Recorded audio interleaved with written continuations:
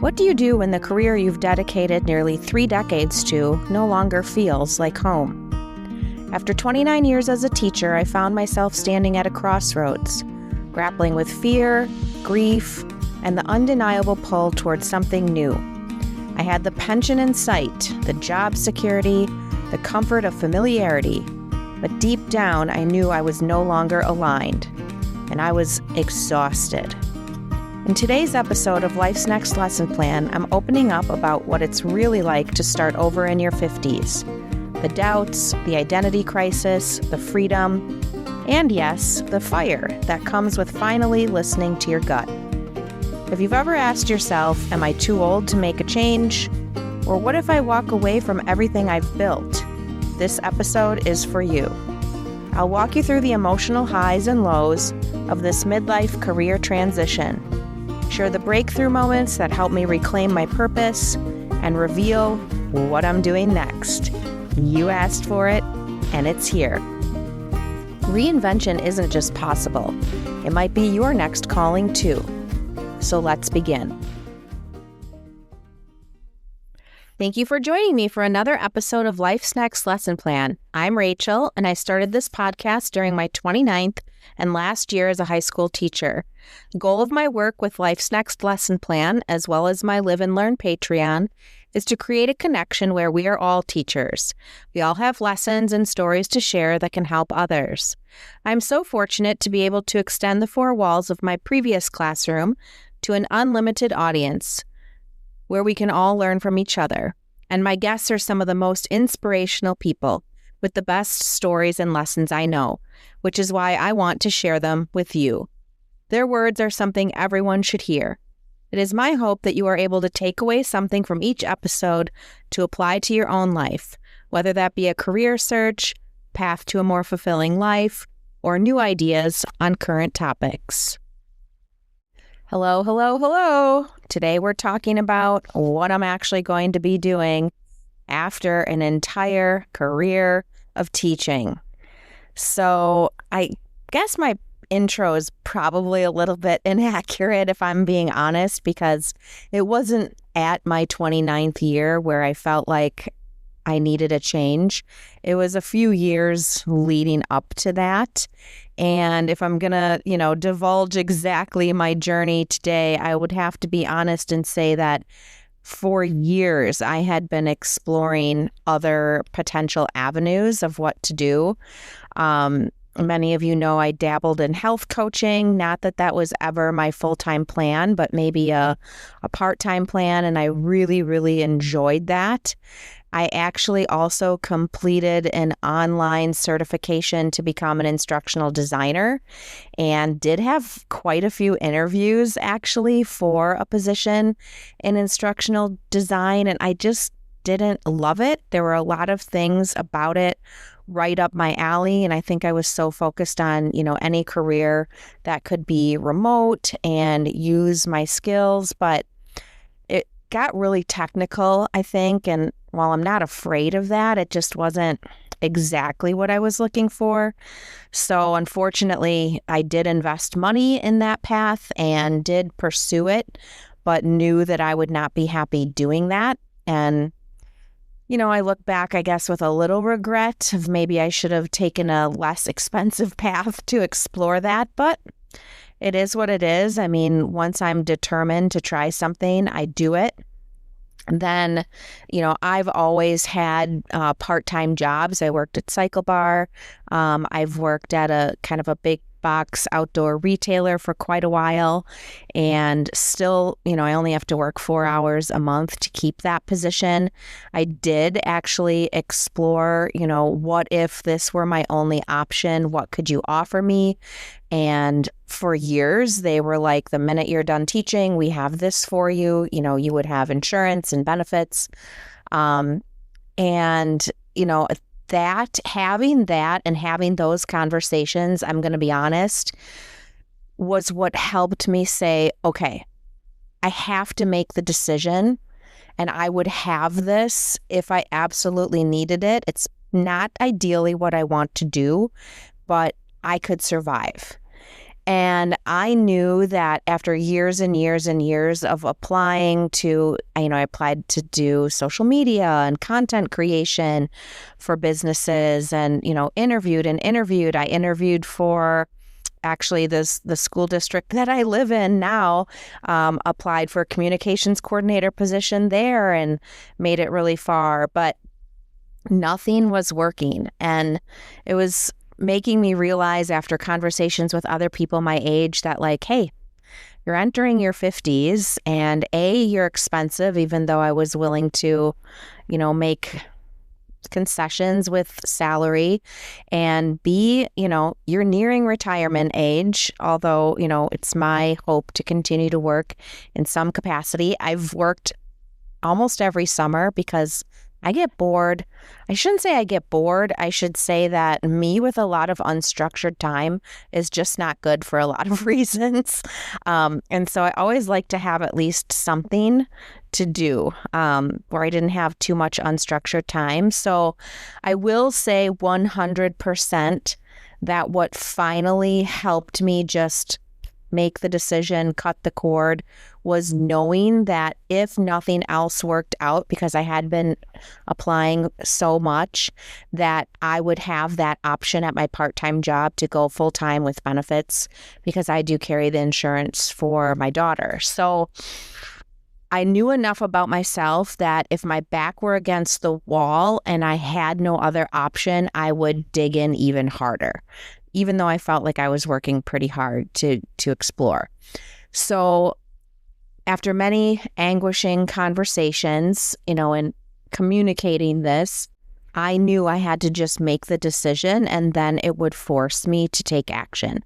So I guess this is just to say, like, you need to know yourself if you're feeling like a change is on the horizon for you. Like, how do you plan to explore? What are you looking for?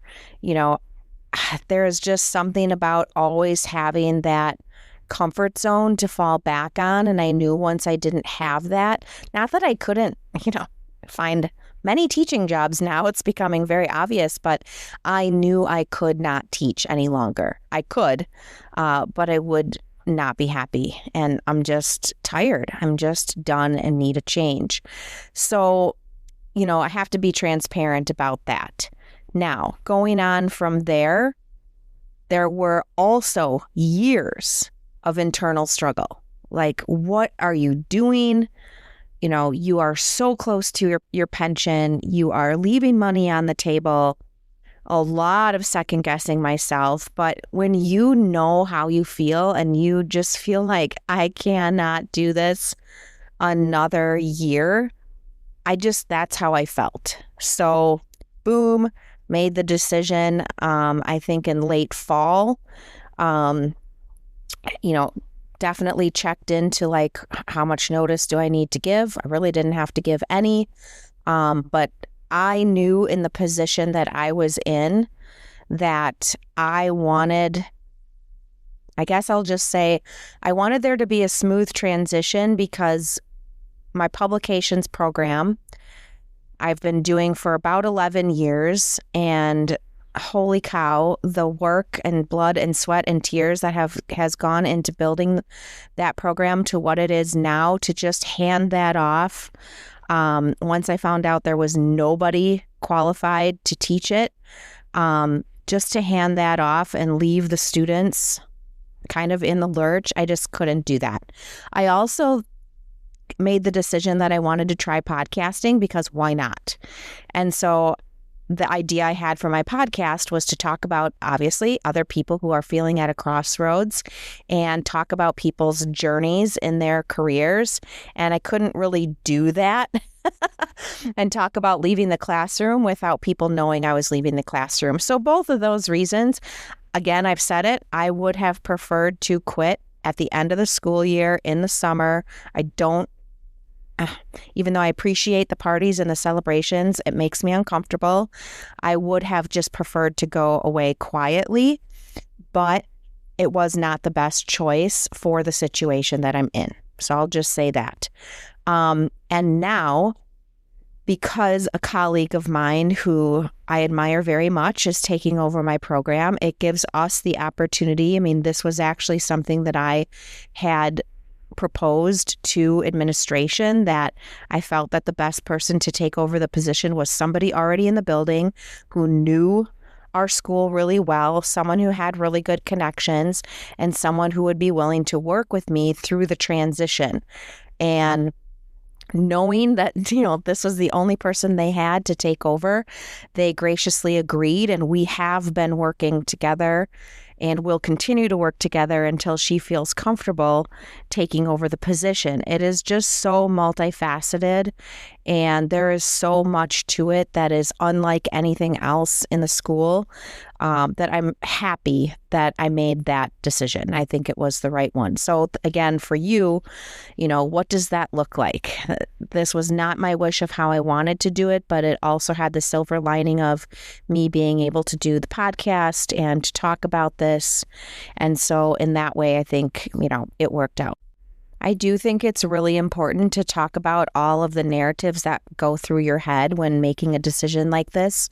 Number one, the fear of the unknown. Like, will I find work that I love again? Because obviously I had an amazing career as a teacher, and, still am seeing the rewards of my hard work pay off in the kids and the opportunities that they're getting, and, got the best essays from The Great Gatsby that I've ever received, here at the end.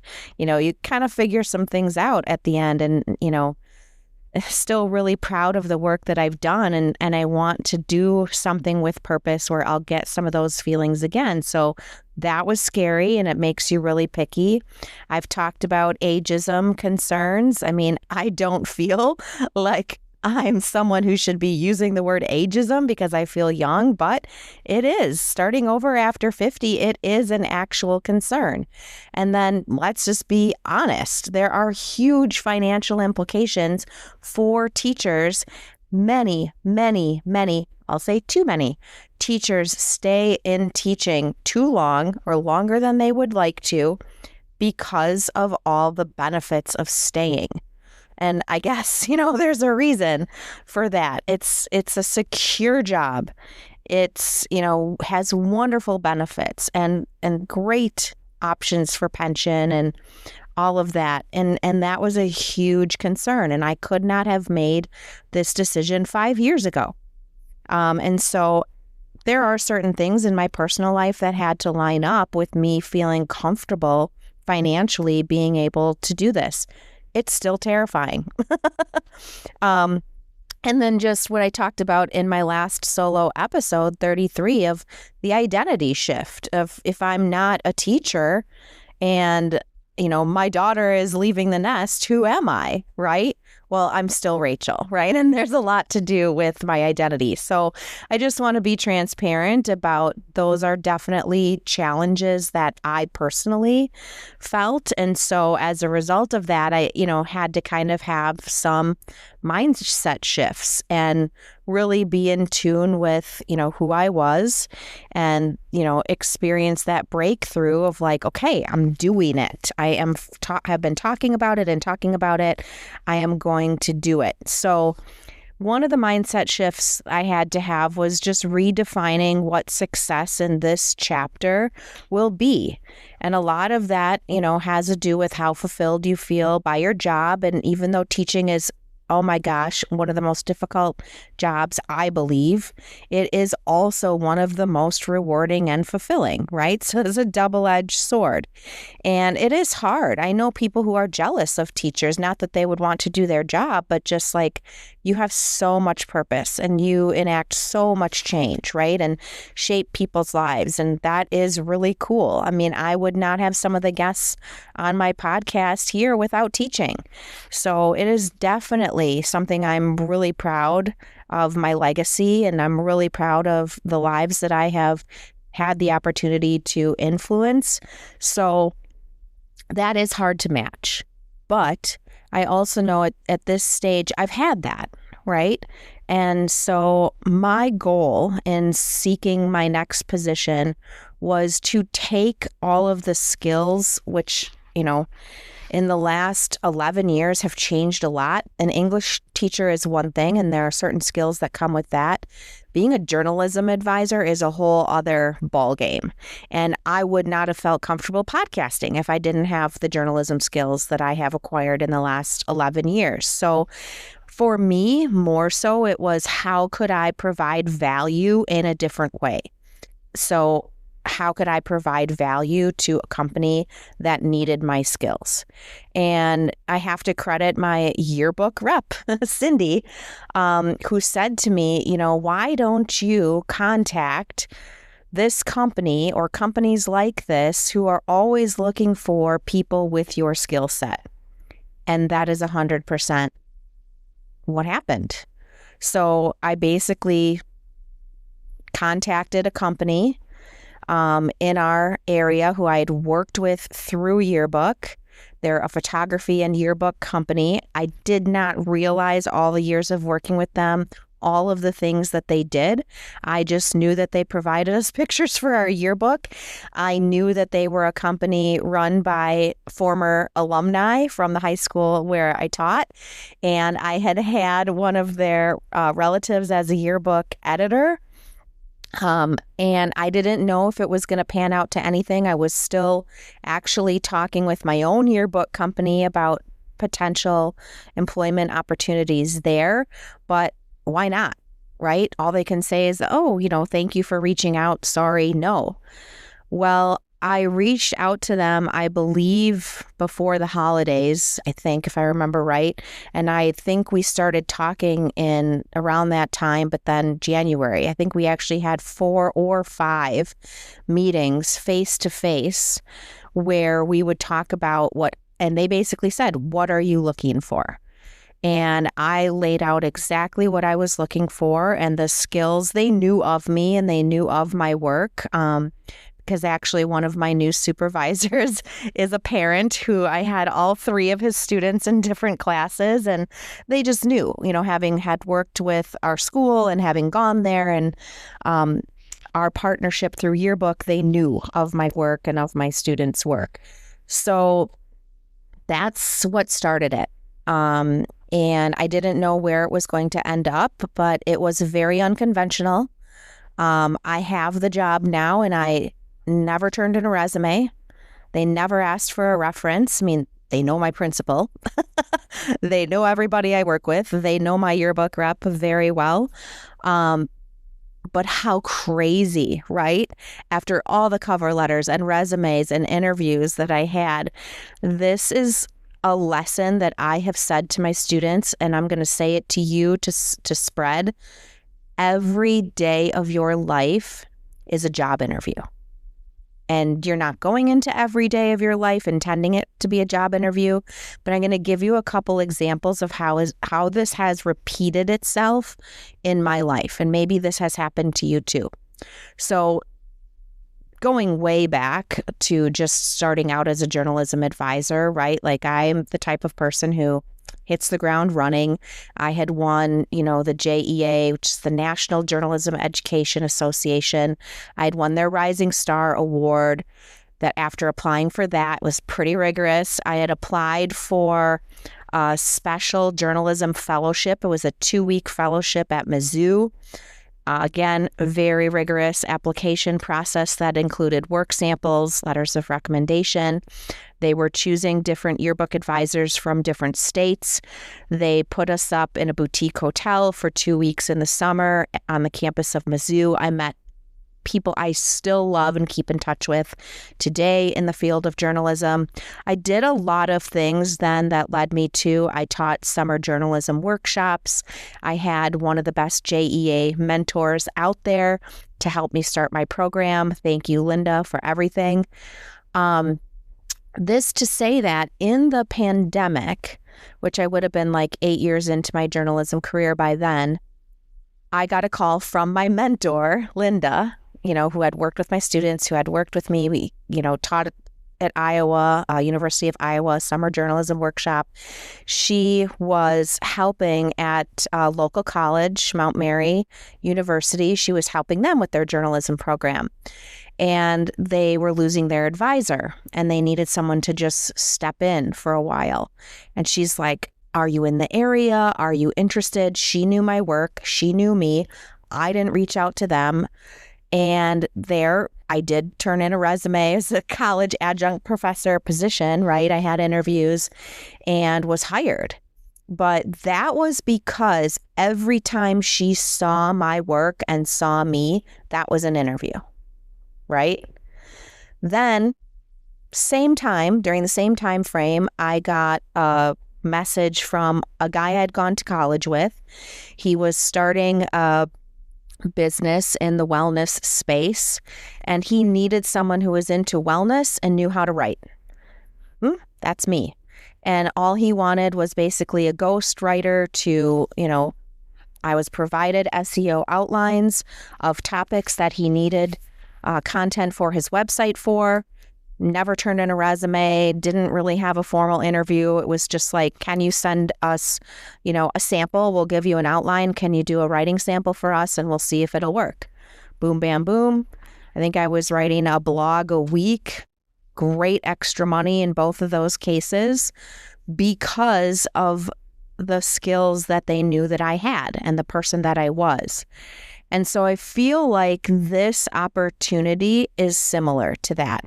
So I want you to think about, right, people whose paths you've crossed, who know your work, and how that could work to your advantage, because definitely that's what helped me. All right, I'm going to be awful, and we're going to take a little break here and do some ads and ask the teacher anything. And then when we come back, I'll talk to you exactly about what I'm going to be doing and how that will look. To those of you who have followed me for a while, you know that I value mental and physical wellness. Personally, I've worked with a few different coaches over the years and even been one myself. If you are looking for education and support in your own wellness journey, I would love to invite you to the wellness community I am currently in that keeps me accountable daily with my nutrition and movement. If you are a Facebook user, you can search for our free group called TeamMG. This group is led by my coach, Megan Grimaud, who is a certified trainer and nutrition coach. She offers lots of education and support for your wellness journey. If you want to get to know Coach Megan more, you can follow her on Instagram at all lowercase Megan, MEGAN _Grimaud, GRIMORD, or even listen to her on episode 10 of the podcast. She has also created a discount code for my listeners. Just go to her website, www.team-mg.com, and enter code LessonPlan10 to get $10 off any of her premium coaching packages for the first month. Coach Megan is a busy mom like me who works full-time, so I appreciate her practicality mixed with some tough love to keep me going.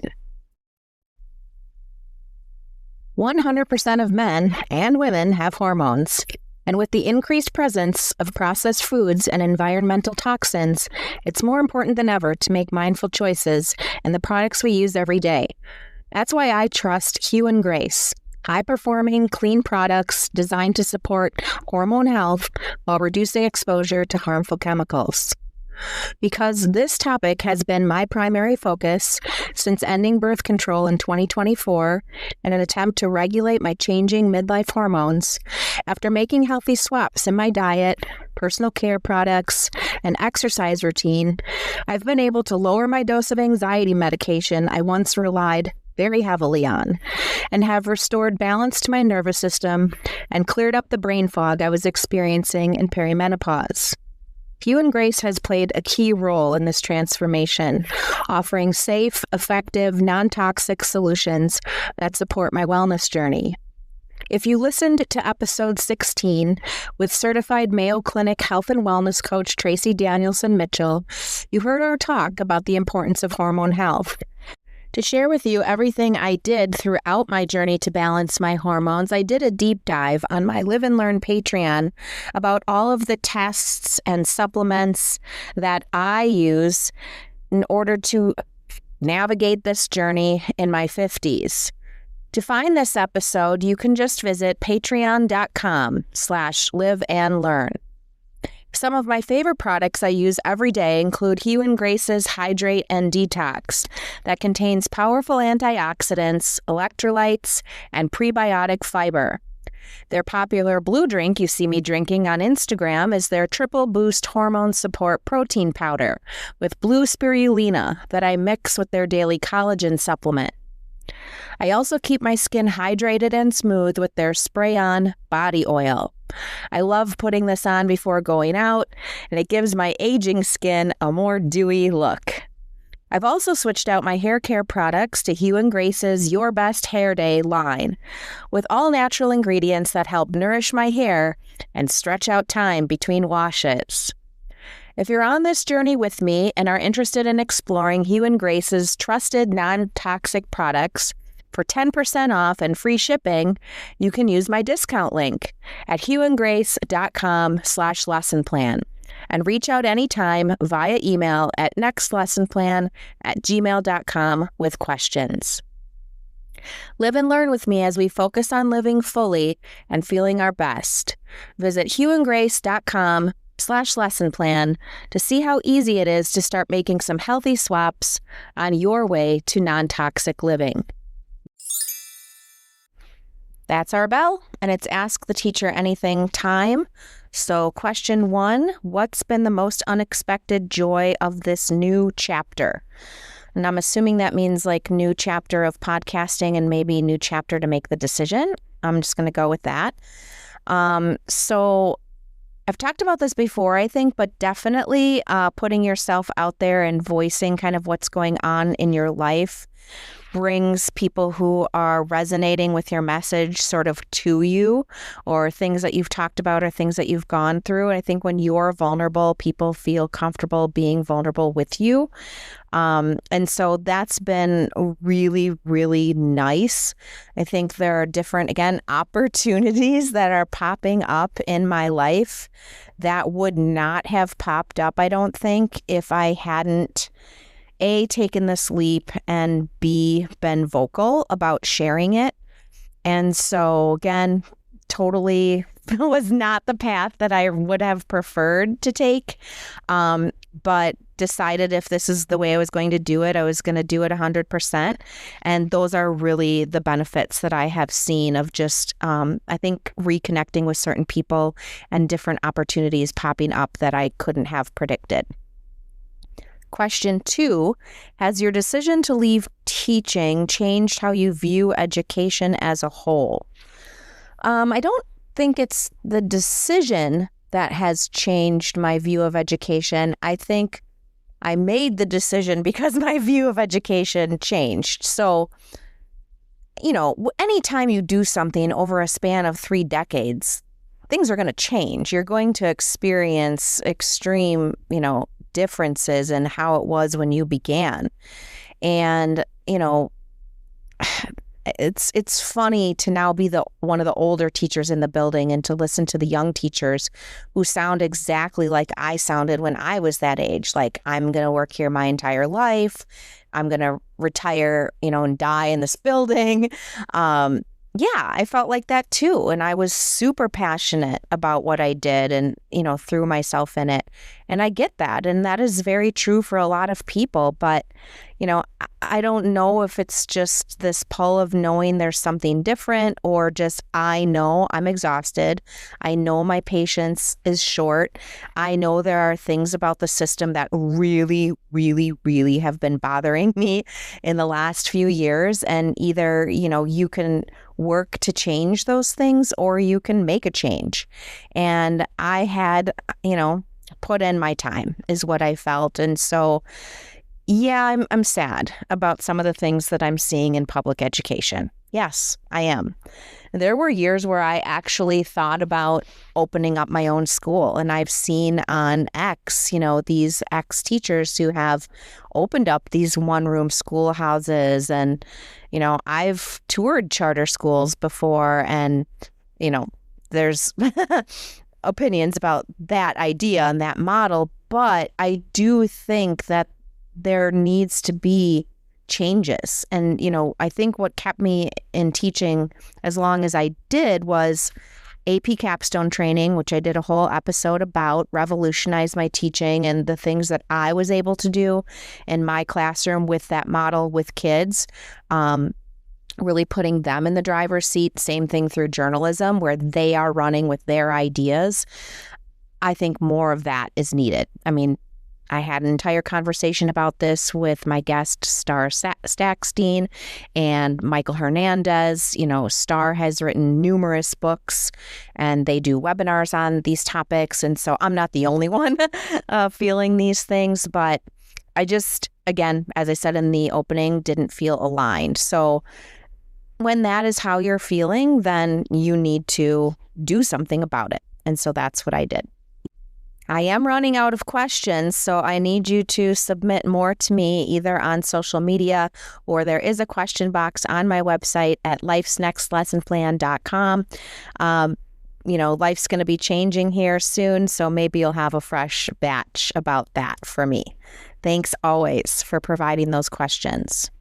Okay, let's get into it. So I talked about kind of how I landed on the path that I was on, this unconventional direction of, me reaching out to a company and them being open and willing enough to have multiple conversations with me. And so, I'm not going to say the exact name of the company in particular, but it wouldn't be that difficult to figure it out. Again, it's a company that works out of Wisconsin and Illinois, which I didn't even realize that until we started speaking, how large they were. I went to them and I explained my situation. They knew me or knew of me and said, after all of this time, I'm looking for a change. And I would like to find a company who needs the skills that I can offer, however I can help. It was such a crazy moment because they told me that they had been wanting to do some of the things that I could help them do for years, but just didn't have anybody to help them. Okay, so what? Like, how crazy is that? Okay, so... And again, sometimes I just always think, oh, people are just being nice, right? Like they're just saying that so that I don't feel bad coming in here, knocking on their door, right? Asking them basically for a job out of nowhere. But that was the case. There were a lot of things that they want to try to do, or at least learn more about to expand their company, and they needed someone with my skill set. There's a lot of things I went to them, things they're already doing, like my yearbook rep had said. One of the things that I wanted in this next phase, because I've been commuting so much, is the opportunity to have more remote time. I want a hybrid position with the ability to work remotely. I'd like to spend some time in warmer weather as I get older. This company, their dead time is during our cold time in Wisconsin, so that is actually a possibility.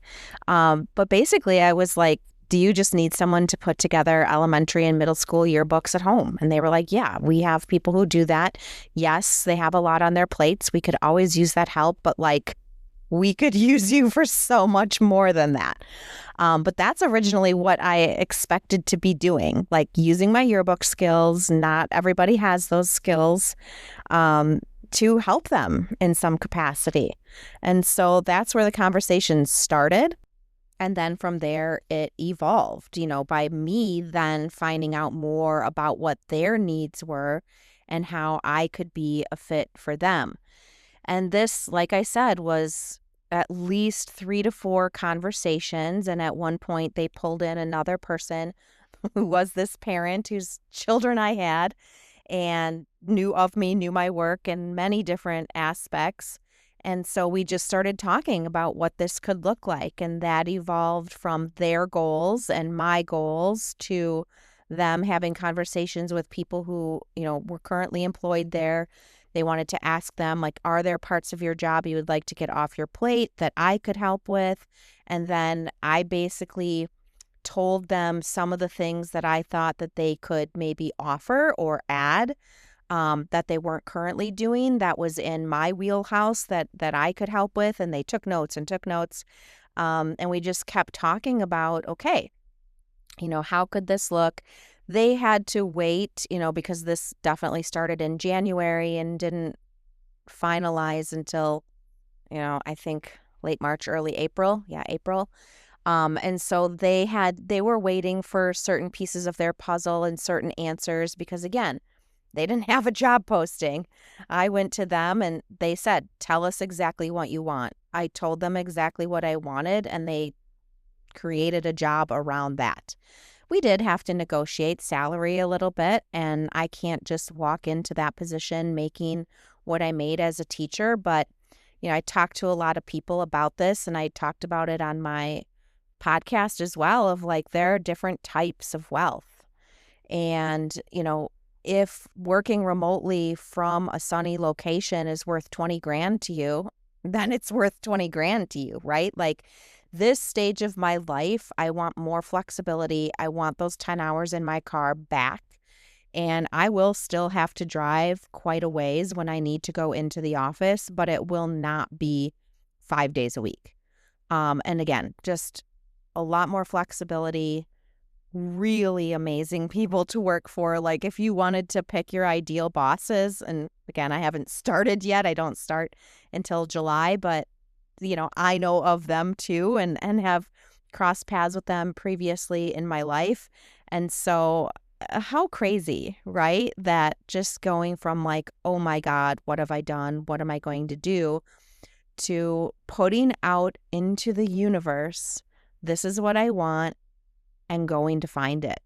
And in a lot of cases, as I've explained, sometimes it has come to me without even asking. So I just think it's so important to really think about your life's work and the skills that you build or, choose to have in your life. And so, yeah, I'm going to be working full time. That was my, it's going to be seasonal though. It's going to be like a lot of hours during some parts of the year that are really busy for them, and then falling short of full time during their quieter periods. And so, I know that it's going to be year round. And, one of the biggest things people say is like, how can you give up your summers off? Well, if I'm going to be honest with you, I could not relax or decompress as a teacher until 4th of July is where I felt like, okay, I'm a human again. And then honestly, meetings started at the beginning of August. So yeah, I felt like I had a month of summer, and I always worked another job, whether it was related to teaching, like teaching summer journalism workshops, by my choice, or, that I wanted something completely not related to teaching because I was starting to get burned out. And I've talked about that during this episode. I always like to have something to provide structure and just build new skills and explore. And so that doesn't faze me. Also, everybody who I've talked to who's transitioned out of teaching to working year round is like, it's just so different.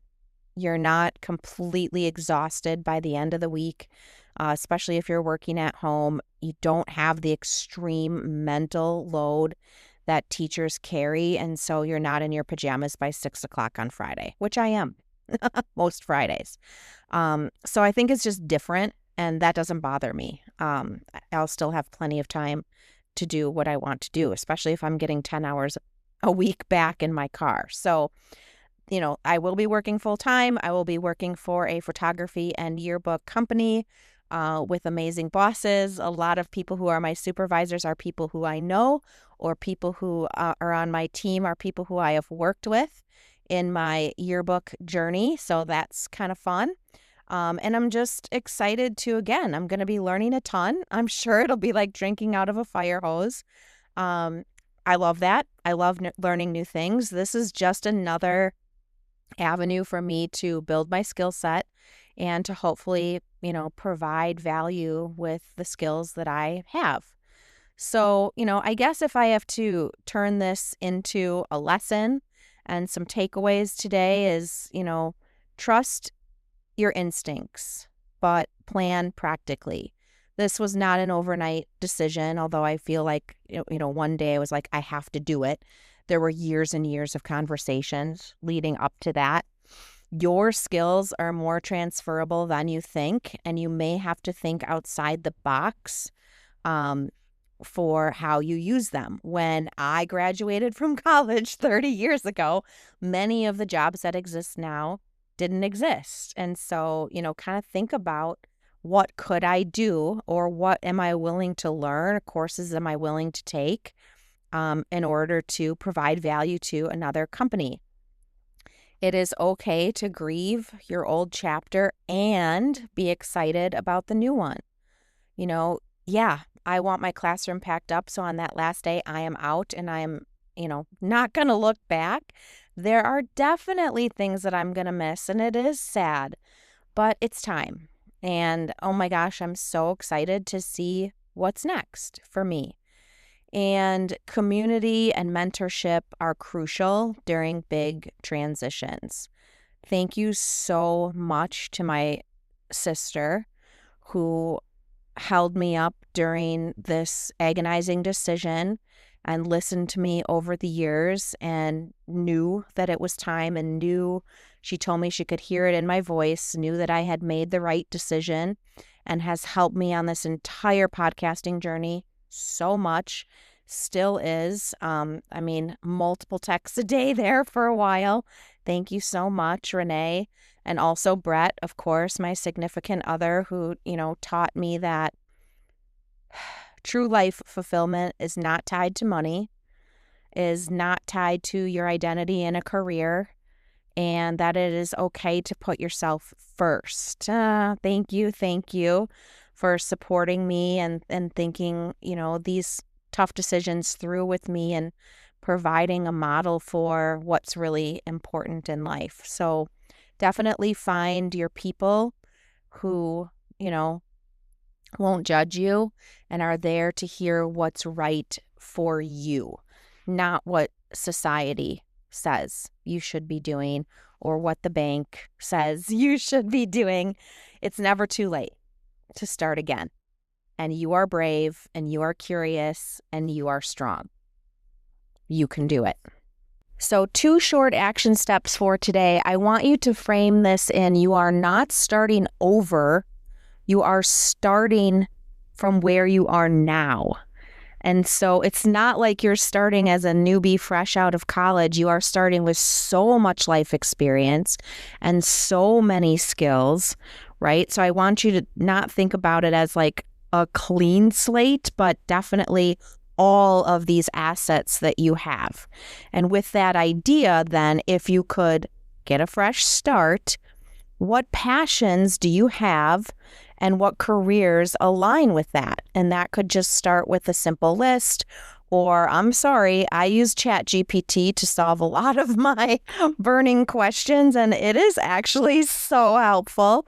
And the more that I use it, the more it knows about my life and, things that are important to me. And I know that sounds ridiculous because it's AI, but, you can have these conversations with people who know you. But sometimes it's really nice to just have an objective artificial intelligence to provide you with some, again, jobs that I didn't know existed, or creative ways to use my skills that I didn't know existed. Actually, just help with brainstorming was really great. And then in my last episode 33, that's where I talked about identity and just who you are at your core and what is important to you, what your top 3 values are. So, I would, I think, start with some journaling, whether it's downloading that free journal that I offered to do some brainstorming there about what's important to you, or again, find a journal. But do some writing, do some reflecting, really put it out there so that you can see it in black and white. So that's what I'm going to leave you with today.